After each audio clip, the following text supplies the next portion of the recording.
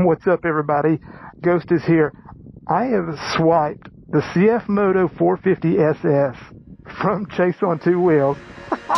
My ride is not going to be as involved as his. If you want a lot of details about this bike, go check out Chase's first ride on the CFMOTO 450 SS. It's brand new to the US this year, so let's get into it and take this thing for a ride.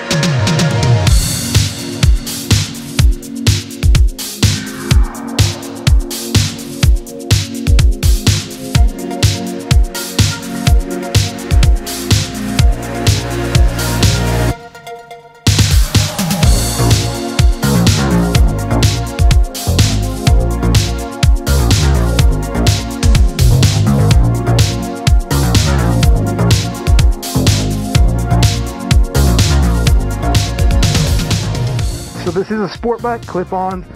Sport bikes really are not my jam, and that's okay. I think I'm just too big for them too. So we're just going to go take it for a lap. We're not doing interstate, anything crazy like that. I got to get it back before he notices. Oh, so this is cool. All right, so let's get out here on the road. First of all, the seat height is pretty low. My legs are bent. I'm 6'2". Very easy to flat foot, very approachable, lightweight, beginner friendly. So let's get this thing going and check it out.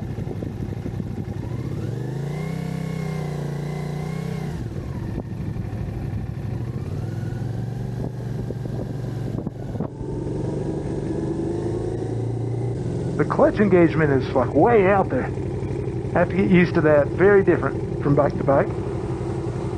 I will say that the seat on this is much more comfortable than any other sport bike that I've ridden. Granted, I don't ride sport bikes a lot because it's just not my thing.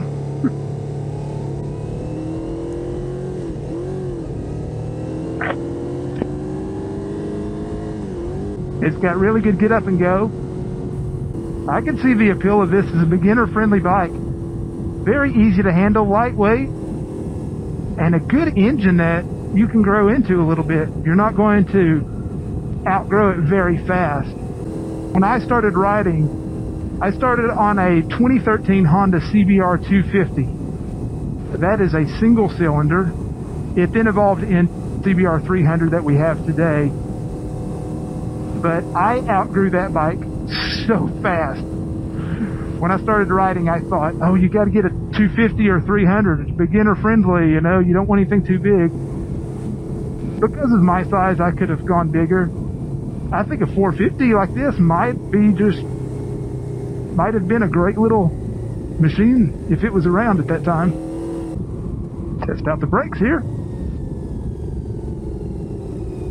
Brakes are good. I mean, with a Brembo caliper up front, I mean, it's exactly what you would expect. Plenty of stopping power. This bike looks good too. You know, a big question with a lot of these bikes, especially with CFMOTO, honestly, is just what is the reliability over time? I think that's a question that still has to be answered. It still needs a few more years in the market, but I know they are pricing their products very competitively and aggressively to grab a hold of that market share. And that's what, you know, just have to do to get a piece of the pie and to work their way in. Right out the gate, you would not pay the same thing as you would for a Honda or a Kawasaki Ninja 400 for another brand you've never heard of. So they can't charge the same price right now. In a few years, who knows where we'll be. The fact that this thing has a TFT dash on a what's called a beginner bike, it's just unfortunate that typically with these low CC bikes, it doesn't have a lot of the features and advancements that you would see on other bikes. But to see something like a TFT dash on this and a Brembo caliper up front, I mean, coming out the gate really strong. But this bike feels so small compared to what I'm used to. I sit up on this and it's so itty bitty.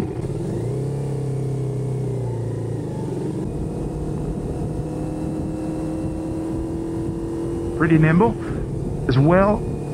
Again, disclaimer, I am not the best to really review sport bikes because I don't ride them as much. I'm not going to go out there and push them to the limits, that type of thing. So take my limited experience for what it's worth. But I mean, this is a very nice outing for this bike.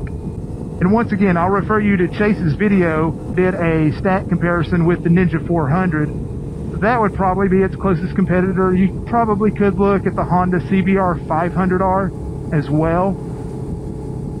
Maybe we'll throw some quick stats up here that you can look at.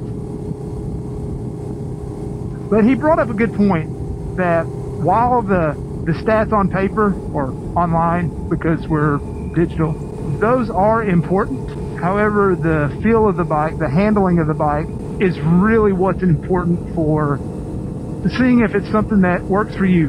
But I gotta say, I'm impressed. If you're wanting a sport bike, beginner friendly, and you're just kind of hammering around town here and there, this is way more comfortable than the R7 was for me. Man, that R7 sucked. Great machine, terrible ergonomics for tall people. So in sixth gear right now, going 50 miles per hour. Like, I don't feel like the bike's working too hard. Something that you can commonly get for a lower CC bike. And if you're a bigger rider like me, the bike has to work a little bit harder. It's just what it is. But this is a great outing by CFMOTO. I'm very interested to see how this bike sells, how it performs over the years. It'll also be interesting to see what happens in the aftermarket section with CFMOTOs. Being brand new to the game, there's not a lot of aftermarket out there. They're doing these things right, like they appear to be doing. They're not going anywhere soon. Yeah, I need to take this bike back to the WBR garage before they notice it's gone. I'm pretty impressed with this. It's a good machine. If there's any other bikes you want me to steal, let me know.